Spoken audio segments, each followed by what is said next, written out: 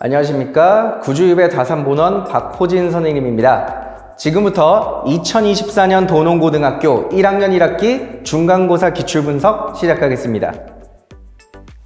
먼저 문항 분석입니다. 도농고등학교는 총 선택형 19문항, 논수령 3문항이 출제되었는데요. 여기서 주목해야 될 건 도농고는 다른 학교에 비해서 논수령 문항의 배점이 굉장히 큰 학교입니다. 그래서 학생들은 논수령 문항을 푸는데 굉장히 심혈을 기울여야겠고요. 조금 더 자세하게 단원별로 한번 알아보겠습니다. 단원별로 보시면 시험 범위 전 범위 내에서 모든 단원이 고르게 분포되어 출제된 것을 볼 수 있습니다. 난이도 분석을 한번 해볼게요. 지금까지 도농고등학교는 사실 시험 문제가 굉장히 평이한 학교였습니다. 특히 작년 문제만 봐도 학생들은 기억할 겁니다. 삼각형 안에 원 들어있는 만점 방지용 문제를 제외하면, 요 문제 하나를 제외하면 중상 문제가 전혀 출제되지 않는 쉬운 학교였습니다. 그러나 올해는 다르죠. 올해는 중상 문제가 무려 4개, 상 문제는 2개씩이나 난이도가 굉장히 많이 올라갔습니다.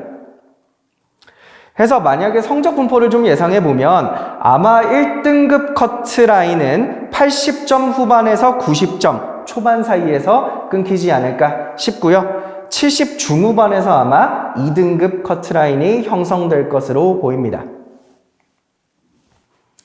주요했던 문항들을 한번 돌아보겠습니다.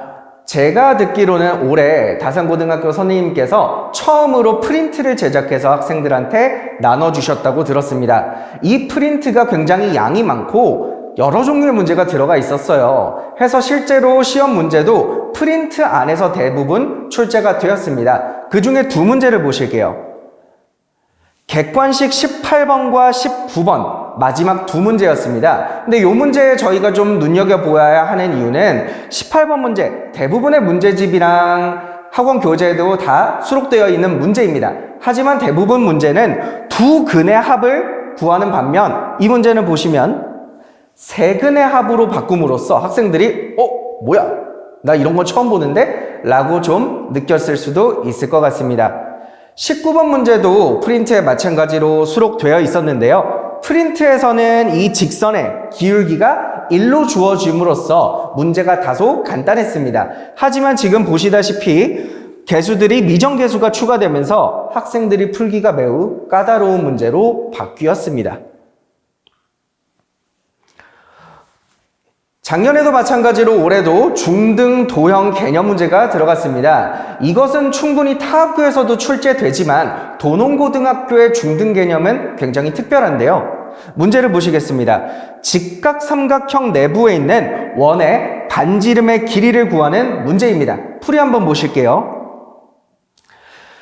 좌측을 보시면 삼각형의 세변을 미지수로 잡고 문제에서 주어진 대로 식을 세웁니다. 그런데 이것만으로는 답을 구할 수가 없고 피타고라스의 정리를 써야만 계산이 이어지게 됩니다. 근데 학생들이 이제 고등학교 와서 중학교 건 다 잊어버렸나 봐요. 피타고라스의 정리를 쓸 생각을 많이 못 떠올렸기 때문에 문제를 어려워했고요. 또한 내저번의 반지름 길이 구하는 공식 또한 중학교 2학년 때 나오는 개념입니다. 타 학교가 중3 도형을 주로 낸다면 도농고등학교는 중학교 2학년 도형 개념까지 조금 확인해야 되는 까다로운 문제들이 출제되곤 합니다. 논수령 3번을 보시겠습니다. 논수령 3번 문제는 21년 9월 학평 문제를 변형해서 출제가 되었는데요. 문제를 읽어보시면 fx가 2차 함수긴 한데 저희가 조건이 있습니다. fx를 t부터 t 플러스 2까지만 그리기 때문에 전부 다 그릴 수가 없습니다. 따라서 저희는 보시는 그림과 같이 주어진 범위에 따라서 함수의 최대값과 최소값이 다른 지점에서 나옵니다. 어떨 때는 왼쪽에서 최대값, 어떨 때는 오른쪽에서 최대값이 나올 때가 있죠. 그래서 지금 해설처럼 총 경우를 4경우로 나눠서 경우를 나눠주셔야 되고요. 그렇게 경우를 나누면 gx가 굉장히 복잡한 함수가 하나 나옵니다. 이 복잡한 함수의 최대랑 최소를 구하는 굉장히 까다로운 문제였습니다. 총평입니다. 지금 다른 남양주 지역 고등학교와 마찬가지로 도농고등학교도 난이도가 굉장히 많이 상승하였습니다. 또한 기말고사도 약간 쉬워질 수는 있겠으나 거의 비슷한 난이도다 라고 생각을 하시고 준비하는 게 좋을 것 같습니다. 기말고사 범위에는 학생 여러분 모두가 싫어하는 원해방정식이 들어있죠. 해서 여러분들은 원해방정식을 굉장히 꼼꼼하게 심도 깊게 공부를 해야지만 나오는 킬러 문제랑 그리고 시간 확보에 용이할 것으로 보입니다.